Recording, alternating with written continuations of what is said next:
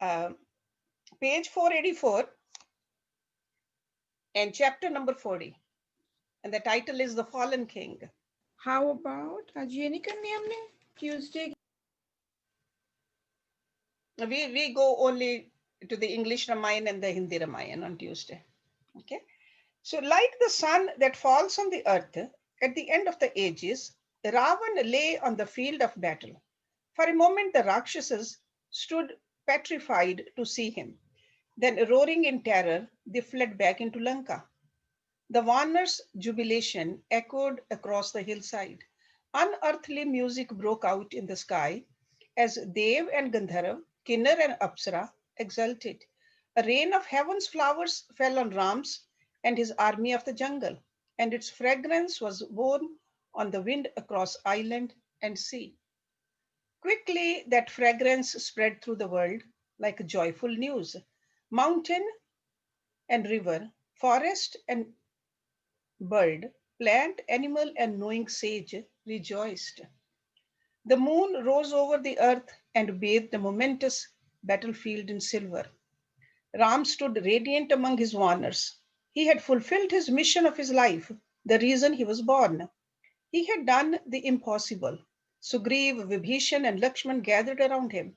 Slowly they walked to where Ravan lay, his chest bloody, where the Brahmastra had torn him open, but his dark face finally at peace. Even in death, the Rakshas was absolutely majestic. When Vibhishan saw his brother lying there, as if asleep in the moonlight, he began to cry. Ram laid a hand on Vibhishan's arm. He said compassionately, he was fearless to the last. Not even at the very end, when all his sons, brothers, and commanders were dead, did he try to bargain for his life. Kings like him are never mourned, not since the beginning. Vibhishan said wistfully, no one could face Ravan. Indra and his host could not stand his valor. But against you, he was broken like a wave against a shore. Yes, his life was a full one. He tasted all the pleasures of the earth. To surfeit, he was generous to a fault. Such gifts he gave away when he was pleased, jewels the size of a man's fist, gold in caskets. And he was more than merely a great king. He was a master of the Vedas, more learned than most Brahmins. But at last, fate wanted to bring him down because he was unfeeling and cruel as well. He became selfish and arrogant, and time hunted him. With your leave, Ram, I will offer my brother's spirit, Tarpan. Ram said, with death, enmity ends. Now Ravan is as much my kinsman as yours. By all means, offer him Tarpan. Then the news having reached them, the women of Ravan's harem streamed onto the field.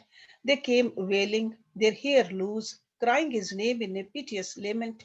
They came for a last look at their lord. These were women whom not even the sun had seen. Now they poured out from the palace and the city, demented with the grief. Like a great tree uprooted, Ravan lay under the moon. Like creepers that cling to such a tree even when it has fallen, his women clung to him. Their cries echoed through the grim field. Some fell at his feet and kissed them. Some stroked his riven chest with shaking fingers. Others fell in a swoon when they saw him like that, his blood spreading in a stain under him. One fair Rakshasi took his head onto her lap. As if to herself, she whispered, this was Ravan whom Indra could not face. This was our king from whom Yam fled. Another took up her litany, but louder now. This was Ravan who vanquished the king of Yaksha in battle and took Kuber's Viman and his 9 treasures for himself. Another said, for the dead must be extolled, not the rishis of Devlok, not the Gandharvas dared face him. Another beautiful one, the Devas couldn't face him, but look where he lies, killed by a mortal man. If only he had listened to those who wished him well. Sita was the death of him and of all the Rakshasas, but Ravan would not listen to anyone. It was fate. His time had come. It was decided long ago that he would die at the hands of a man. Fate deluded him even then, or he would have asked for Brahma's boon against men as well. It was fate that the greatest king of all, the bravest, the most tender and generous one, should lie dead today, his breast torn open by a fearful weapon. And they sobbed inconsolably. Now, in the next chapter, we'll see the Mandodari comes. Suddenly, a hush fell on those women. They arose from the king's body and stood aside. Last of all, Ravan's queen, Mandodari, came to mourn her husband. She had not yet shed any tears. She came only now because the messenger who had gone to her had found her at prayer.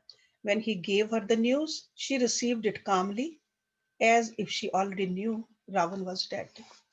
Now, for a long moment, she stood staring at her husband. Slowly, she sank down to the ground beside him. Her body shook with grief like an ocean storm. She began to speak to Ravan as if he were alive and lying on his bed in the harem. She spoke quietly, not as if death separated them with its abyss. Mandodari said, "How did this happen, my lord? That a mere man has killed you? Ravan, whom Indra could not contain.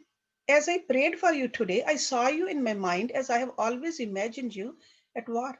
Your eyes full of fire, your roars shaking the sky, your hands reaching for arrow after arrow to bury in your enemies' hearts. Instead, here you are, lying in the sleep you will never wake from."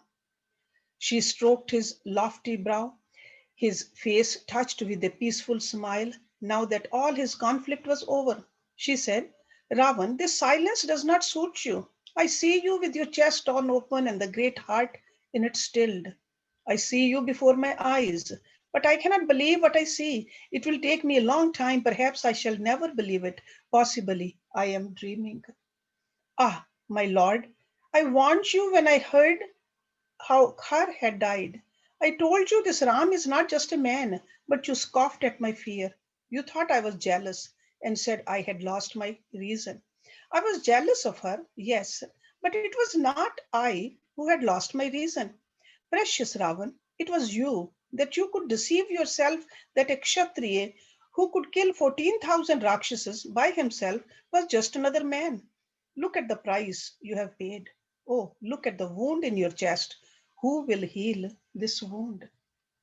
No, Ram is not just a man, he is someone else, come as a man to kill you. But we were warned. When Khar, Dushan, and Trishras were killed, we were warned. When Hanuman flew into Lanka, where the wind hardly comes, we were warned. When the monkey set our city on fire, we were warned. Would a hero like Hanuman serve anyone who was not immeasurably greater than himself? Ravan, there were those in your own Sabha who told you that Ram is Vishnu, born as a man, just to kill you. But you would not listen. He is the Paramatma, the ancient and eternal one, who has no beginning or end. His army of the jungle are all spawn of the Devas. They are the Devas themselves come down as monkeys to finish you. But if I told you this while you lived, you would have said I was fanciful and envious. Ravan, it is not a man who has killed you. How could a man ever kill you? Narayan has taken your life back to himself.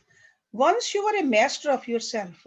You sat in a tapasya, such as the world had never seen, and Shiv and Brahma blessed you with great boons. But when your evil time came, and all of ours, your own mind turned against you.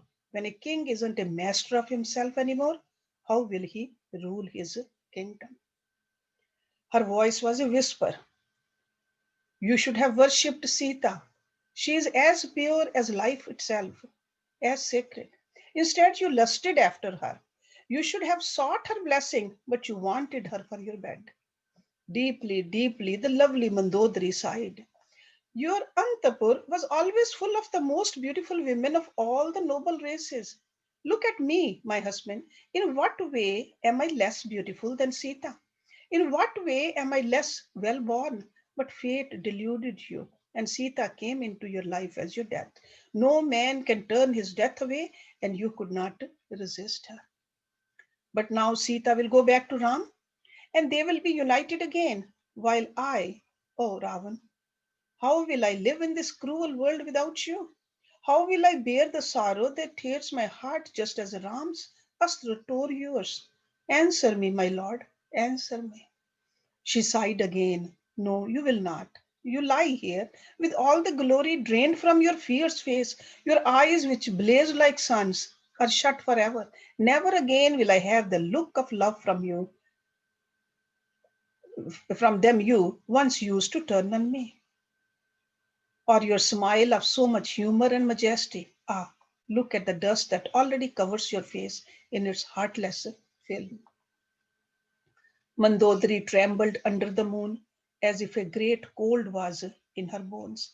Softly she went on, her eyes never leaving Ravan's face. How arrogant I was!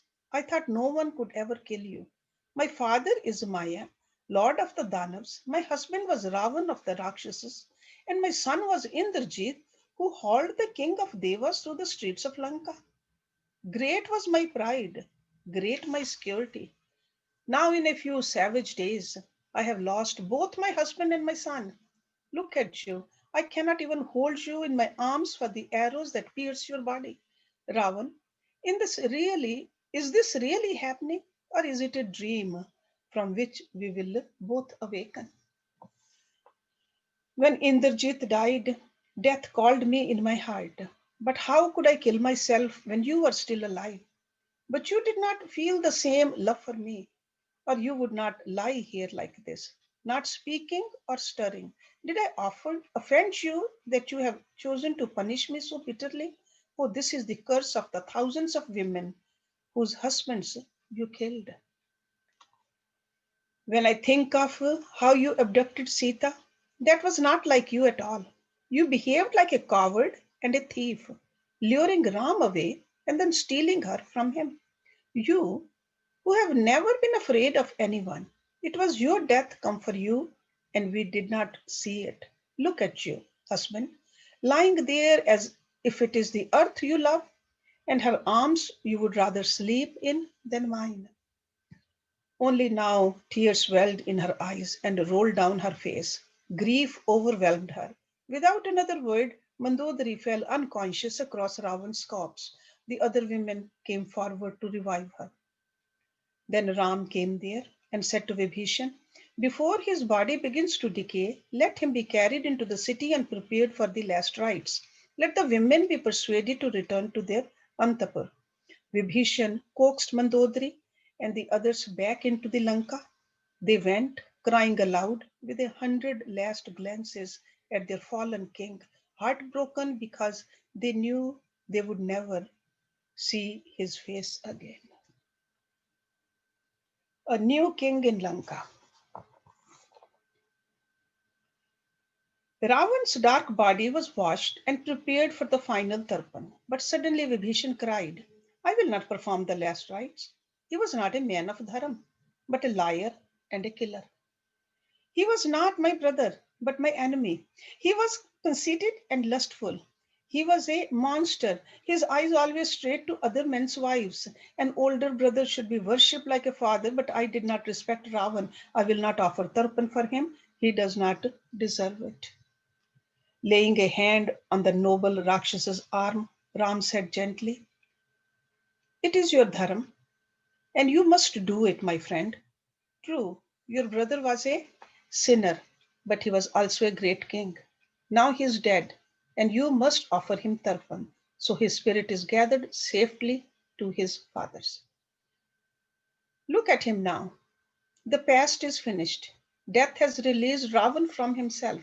See how peaceful his face is. Vibhishan found solace in Ram's voice. He spoke so mercifully and so truly, there was no resisting him. Vibhishan ordered his Rakshasas to lift his brother's body onto the pyre that had been piled at the edge of the city. A fire was lit with mantras, and Vibhishan touched Ravan's body, alight with the flames. With sesamum and holy water, Vibhishan offered solemn tarpan to his brother to slake his thirst on the journey he had embarked upon. Vibhishan bathed in cold water to purify his body.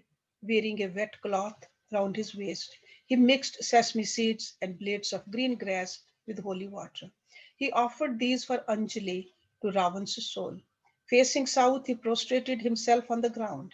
Ravan's women still came, crowding near the crackling fire.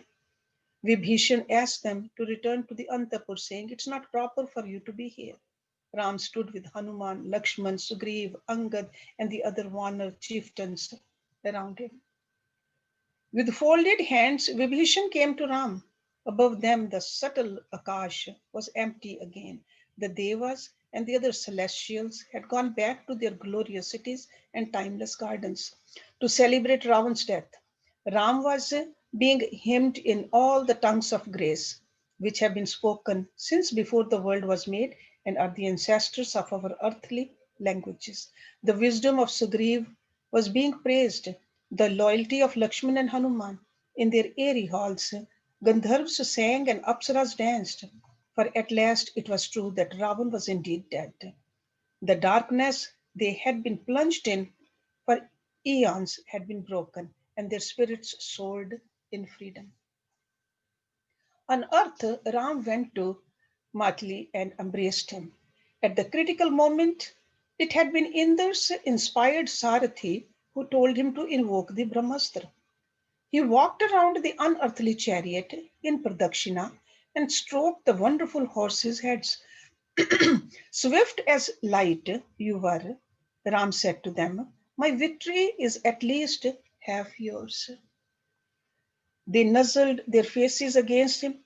Then Matali folded his hands to Ram, flew up into the sky in a blaze of splendor, and flashed across the threshold that divides the earth from the realm of the gods. Ram came to Sugriv and hugged him. Again and again he cried, "We have won, my friend, my loyal friend, we have won." With Sugriv beside him, Ram stood at the heart of the Vanar army. He said aloud to Lakshman, "Child, Vibhishan is a true friend. Without him and his timely advice on so many occasions, we could never have won this war. Take him into the city and crown him king of Lanka." Lakshman asked for a golden urn to be filled with water from the sea. Surrounded by the triumphant Vanars, Lakshman entered Lanka. He set Vibhishan on the crystal throne on which Ravan had sat and drenched the new king with the water in Abhishek. The priests of the island kingdom intoned sacred mantras. As the ceremony progressed, the Rakshasas who had survived the war came out of their homes, where they had hidden in fear. They streamed through the streets to the palace to witness the crowning. Around Vibhishan, and now as his ministers, sat the four loyal Rakshasas who had flown out of Lanka with him. When the coronation was over, the people showered fried rice grains on their new king and the brightest, most fragrant flowers from the forests and gardens of the island. Vibhishan came out of the city with these and offered them to Ram. Smiling, Ram received the auspicious gifts from the king of the Rakshas. Hanuman and Sita. Ram turned to Hanuman. He said, "Wise one, ask Vibhishan's leave to enter his city. Go to the Ashok one and tell Sita that Ravan is dead. Tell her I am alive and well, and Lakshman and Sugriv also. Tell her Vibhishan is king in Lanka and bring back her message to me." Hanuman rose and flew to the Ashok one. Sita sat there under the same Shimshup tree where he had first approached her. Surrounded by Rakshasas, she sat soaring still. Unhappy as Rohini separated from the moon, sat lovely Sita. Hanuman came and stood before her with folded hands. The Rakshasas sprang up in fear and backed away from the son of the wind. They had seen what he did when he last came here. For just a moment, she stared blankly, not knowing him for her grief. Then she recognized him, and a small tumult of hope broke out on her face. Hanuman said softly, "Devi, Ram is alive and well. Lakshman and Sugriv are with him. The war has been won. Your prince has killed Ravan, as you asked him to, and he has crowned Vibhishan king of Lanka. Ram says to you, it is my good fortune you are alive to share in my victory. Let peace be upon you, Sita. Your enemy is dead. Vibhishan is king in Lanka now, and you are in your own brother's house. He will come to you shortly to bring you to me. Sita was speechless. Hanuman stood before her, waiting, but she only shook her head from side to side and spoke no word. Anxiously he asked, "What is it, Devi? Is my news not good? That you give me no message for Ram?" Then she cried, "It is my joy, my boundless joy, Hanuman, which ties my tongue. How shall I reward you for bringing such news to me? No gift, no words can express what I feel. Nothing is good enough for you. Nothing can repay my debt to you for everything you have done." Blushing, Hanuman said, "Devi, your affection shines like heaven's light. For me, all the treasures of the earth cannot equal your affection. I see the smile on your face. I see Ram happy, and my heart is full. I feel I have conquered the three worlds." Sita smiled bewitchingly. She said, "Hanuman, there is no one in all those worlds who can speak to me as sweetly as you do. Oh, you are the noblest, bravest, and kindest friend anyone could have." Now Hanuman looked around him with a glitter in his eyes. "I have one favor to ask you. These Rakshasas have tormented you for so long. Let me have the pleasure of tearing them limb from limb." He growled, and the Rakshasas shrank, whimpering from him. But Sita laughed and said, "They were only servants of their master and obedient to his will. They themselves are blameless. They will not ill treat me any more now that he is dead. Let us not judge them. I must have sinned in my last life that I was condemned to suffer for a year in this one, to suffer captivity and terror, and worst of all, being separated from my Ram. I must have sinned heinously that I made him suffer so much. But all that is over now. Ram always says that mercy and goodness are the only ornaments worth wearing. No one is sinless. Hanuman, let us be forgiving." Hanuman struggled with himself for a moment. Finally, he said, "You are truly the wife of the greatest man who ever lived. Let me go back to Ram and tell him how pleased you are. He waits impatiently for me." Sita rose, sensing she had something more to say. Hanuman paused. Her eyes turned down and said shyly, "Tell Ram I am eager to see him." Hanuman said, "Devi, in no time you and he will be together again, even like Indra and his Sachi." She whispered, "Fly, sweet Hanuman." Hanuman rose into the sky and flew back to Ram. Chapter number 44, Another Ram. Hanuman brought Sita's message to Ram. When the prince heard she was waiting to see him, his eyes brimmed over. Then he fell silent and was plunged in thought. At last he turned to Vibhishan and said, "My friend, I have no wish to see how she suffered. I could not bear it. Let her bathe, put on silks and ornaments, and come to me as she used to be." With his women, Vibhishan went to Sita in the Ashokvan. They brought silks and jewelry for her, but with grave dignity she said, "I will go to Ram as I am. He must see me like this." Vibhishan said, "Ram asked me to bring you holy water to bathe in, and silks and gold. How can I disobey him?" Sita did not protest further, but went with the women. She allowed them to wash her filthy, tangled hair and comb it out as gently as they could, for it was matted like jata. She allowed them to wash a year's dirt from her thin body. They draped her in fine silks and adorned her with ornaments fit for Ram's queen. They dabbed subtle perfumes over her and made up her eyes and lips. When she looked at herself in the mirror, they held up. Sita smiled. She was beautiful again for her husband. Vibhishan ordered a royal palanquin fetched to carry Sita to Ram. He went before her, back to the prince. Smiling, he said, "She has come, Ram." A wave of excitement rippled through the Vanar army. The monkeys were agog to see her, for whose sake they had come to Lanka. But Ram was distraught. There was dark conflict on his face. One moment he felt ecstatic, at the thought of seeing Sita again, and the next, a nameless rage gripped his heart. Finally, he said, "Let her come to see me, come to me." The Vanars and Rakshasas gathered there, surged toward the golden palanquin. Vibhishan signaled his guards, and they began to beat back the crowd with the staffs of fire they carried. They overdid this, hardly being well disposed toward the monkeys. The crowd roared its anger at them like a sea. Ram jumped up and cried to Vibhishan, "What is this? These are my own people, my kinsmen. They cannot be treated like this."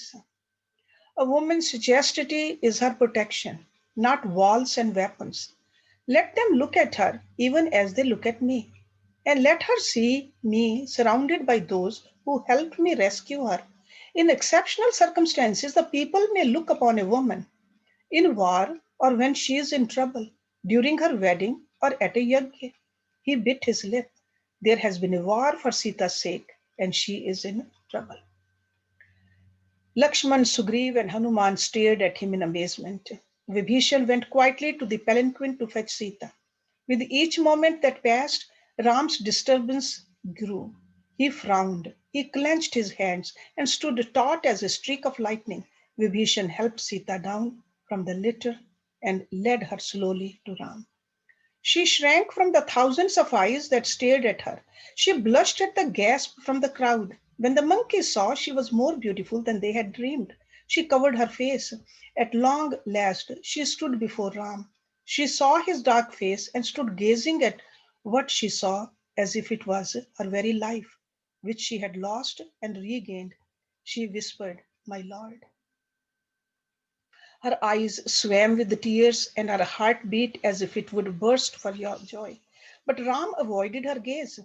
There was no smile of love or welcome on his lips. Looking away, and in a voice he did not use even with his enemies, he said to her, "Devi, I have vindicated my honor. Ravan wronged me and I killed him." His tone was cold, and his words were like needles in her bewildered mind for their haughty aloofness. Sita still trembled, but not with joy anymore. In the same icy voice she could hardly believe was his, he went on, "Great was Hanuman's valor when he leaped across the ocean, and Sugriv's and Lakshman's in war. Vibhishan came to me, abandoning his own brother. Without him, victory could never have been ours." She shivered like a deer before a tiger, and her eyes were full of very different tears now. Hot tears of anguish sprang in them. He looked at her briefly, and the sight of her face only fed his strange fury, as butter does a fire. He seemed to summon courage for what he had to say to her next. He drew a deep breath. "I came to avenge Ravan's affront to me, and that I have done. For my honor and the honor of the house of Ikshvaku. I came to kill him. I came because of Dharma." He paused.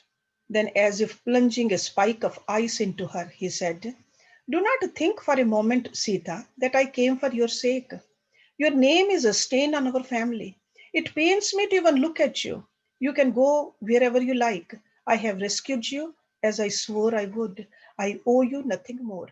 No man of honor can take home a woman who has lived in his enemy's house for as many moons as you have.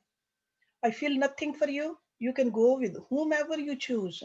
Lakshman or Bharat, Sugriv or Vibhishan, it will not matter to me. Seek your fortune, since you have already been with Ravan for so long." A hush had fallen. The stunned crowd hardly breathed.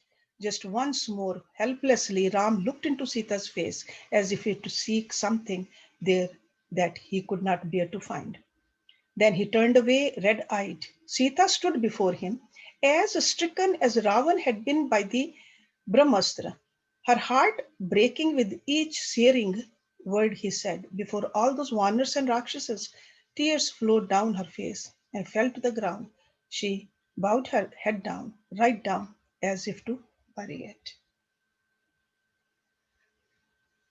Agni Pariksha. I think it will make sense if I read the next chapter also, because I'm sure you all have countless questions. Okay, let me read chapter number 45 and maybe we can stop or and have a little discussion. Okay. The Varners could not believe that this was the gentle prince they knew speaking. At last, Sita herself cried in a ragged voice, "You are full of wretched suspicion, Ram, and speak like an ordinary man. Don't you believe that I was faithful to you? Ravan touched me only once when he dragged me from our ashram and flew with me to Lanka. And then surely the fault was fate's, that I was not strong enough to resist him. How can you suspect me like this? I have been in torment being apart from you. I swear to you, I was entirely chaste. Every moment I thought only of you.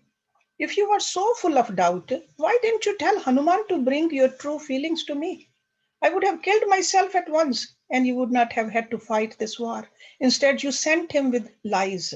Not for a moment did I know this is how you felt. This despicable jealousy. You have ruined me with your suspicion, Ram. How could you think this of me? Everything is futile. Your victory, Ravan's death, at least he was not a hypocrite with me. I followed you to the forest when you were banished. I lived there with you for 13 years, and still you doubt me? Or is it yourself that you do not trust, Ram?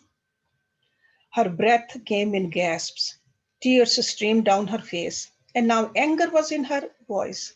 Her eyes flashing, she said, "You are meant to be a man of perfect dharma. Some say you are Vishnu's own avatar, but you are just common, Ram, as base as any other man. You say again and again that you are born into a noble house. You boast of your great honor, but what about my honor? That you have humiliated me like this after everything I have endured. I am Janak's daughter, don't forget, and the earth is my mother. Once you took my hand and called me your wife. Have you forgotten that now? Or have I been a bad wife to you? Ram did not so much as look at her, and his face remained a mask. With a veil, Sita turned to Lakshman. Lakshman, you have always done whatever I asked. I cannot bear the accusation that I am tainted. Your brother has abandoned me in the midst of this crowd. I have nothing to live for anymore. When Ram tells me to go where I please, with whomever I choose to go to my death. Make a fire for me, Lakshman. My place will be at its heart. For the first time in his life, Lakshman turned darkly to his brother. But Ram was made of stone. No flicker of feeling showed on his face. He stood staring at the ground. Lakshman looked at him with a mute question. Should he obey Sita?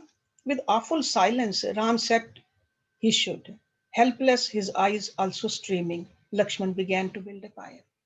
The Varners stood mute, staggered by this Ram they now saw. The fire caught and blazed. Sita made a pradakshina around her cold husband. She folded her hands to him and approached the flames. She folded her hands to the Agni and said in a ringing voice, If it is true that I have never for a moment been untrue to Ram in thought or deed, protect me, ancient Agni, witness of the world. Ram says I am tainted. If the sun, the moon, the wind, and my mother, the earth, no, I am pure. Let these flames not burn me. Let the world know Sita is sinless. Completely beautiful, she walked grimly around the fire.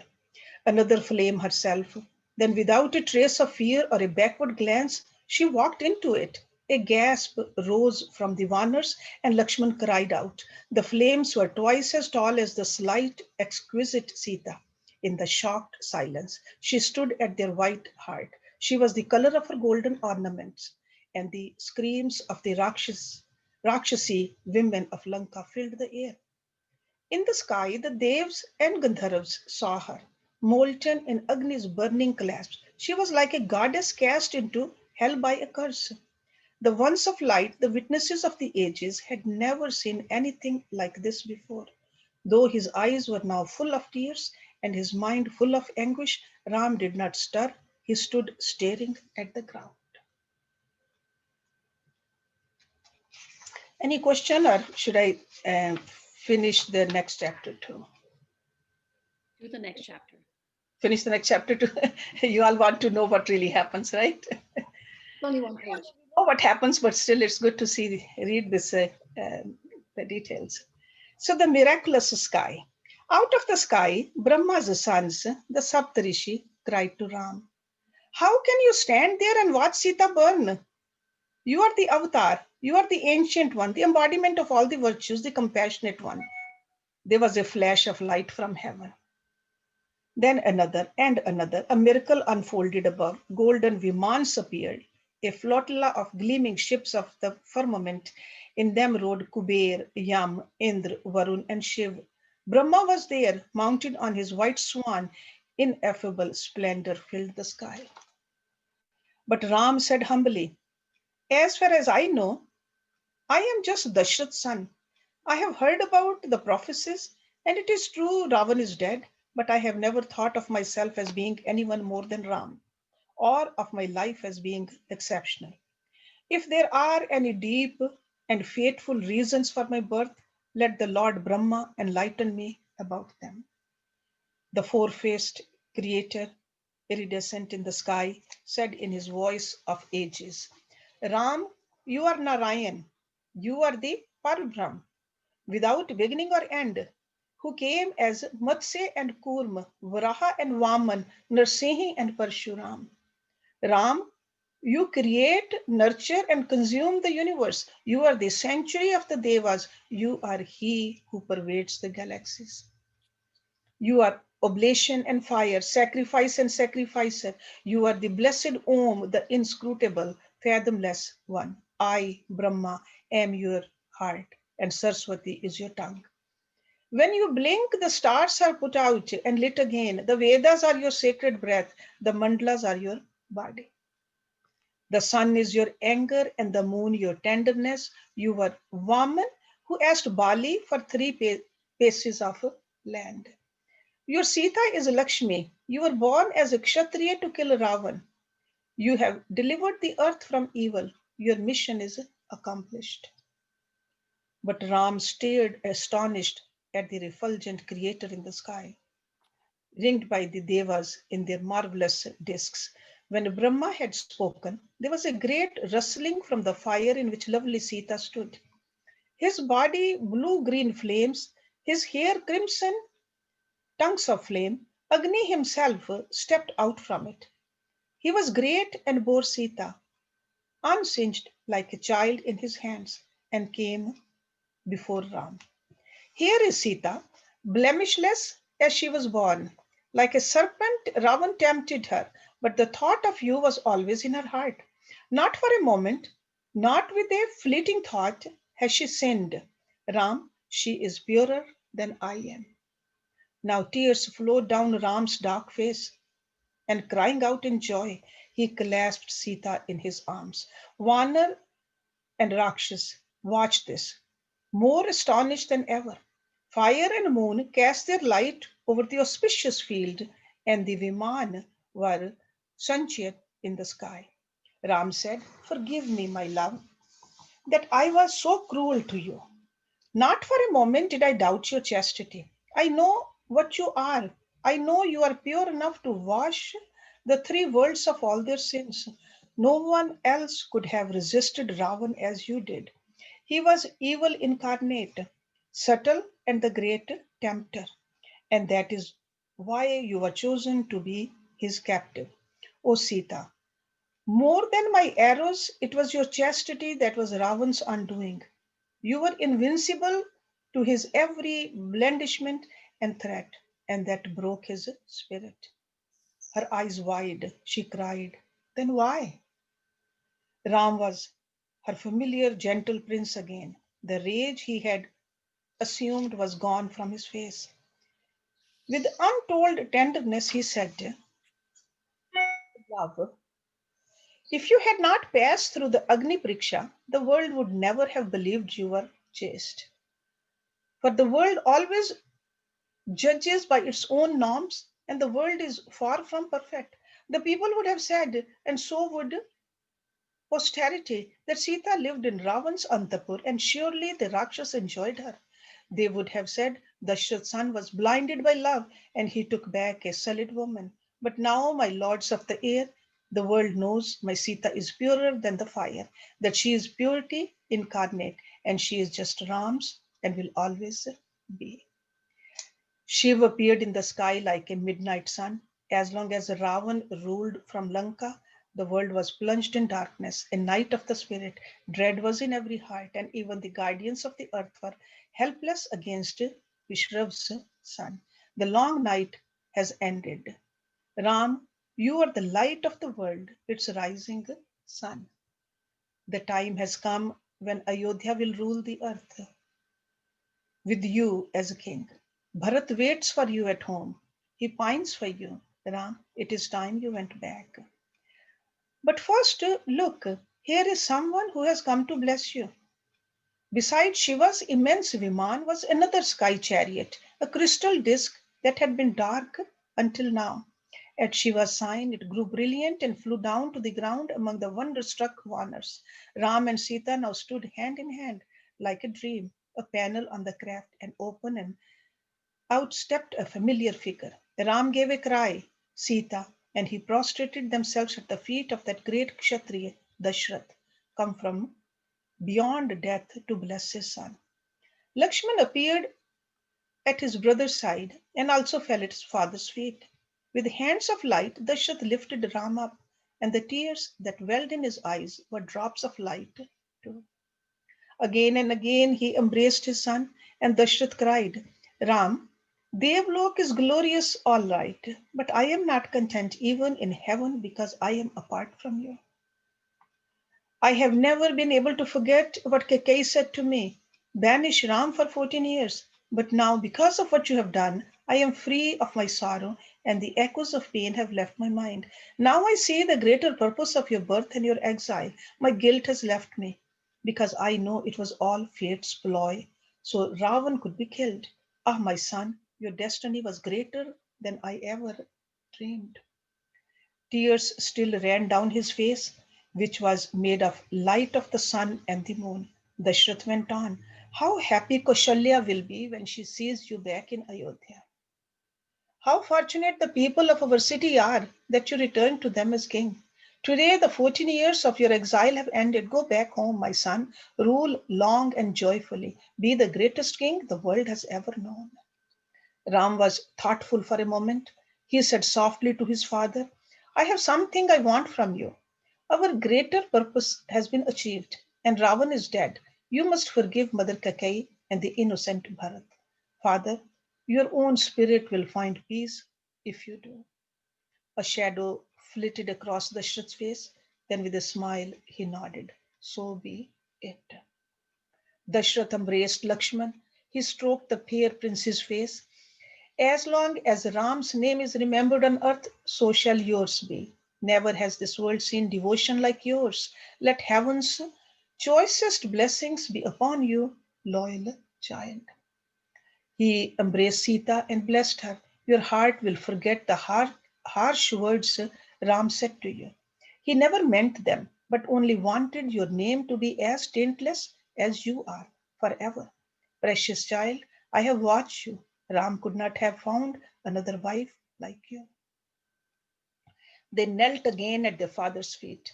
After laying his hand on their heads, he climbed back into the Vaman and Dashrath left the world, never to return. Shiv and Brahma also melted out of the sky. Now Indra, king of Devlok, flew down to Ram. Indra said, I remember how curious you were when you saw my chariot outside Shringvag's ashram. But it would have been wrong for us to meet then. Now what you came for has been accomplished, and here I am before you.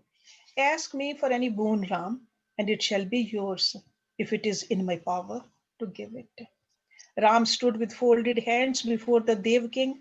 Not for a moment did he hesitate before he said, My lord, 100,000 Vanars have died for me during this war. Their women wait for them in Kishikanda and in far corners of the earth. Give the people of the jungle back their lives.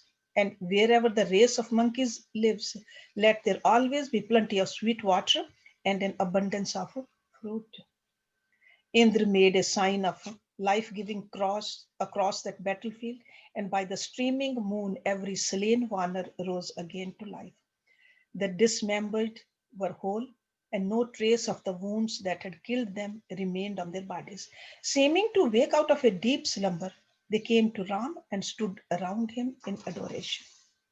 Indra climbed back into his chariot. He said, "It is time you went back to Ayodhya and ruled the world.